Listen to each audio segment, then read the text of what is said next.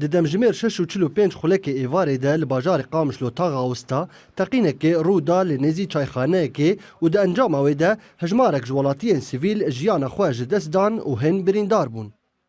بسكليت هاتبو لغماندن انين البيشا مطعمي دانين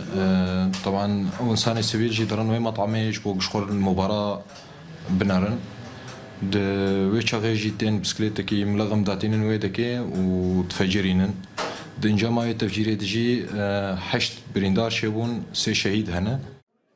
Taxa wisa ya teqînê lê rû da ew dibin kontrola rejima Sûrî de ye û hevalbendên wê ji hêzên Sotoro yên girêdayî pêkhateya xiristiyana û tanha nediyara aliyê berpisyar di ber vê teqînê de. هجمارة بريندارة برن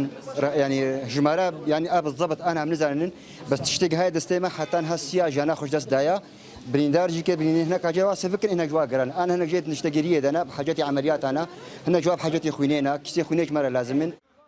Hêjayê gotinê got du şevan beriya serê salê du teqînên dî di heman taxê de rû dan û nêzî 18 kesên sivîl jiyana xwe ji dest dan. Her wiha hejmareke mezin ji birîndaran.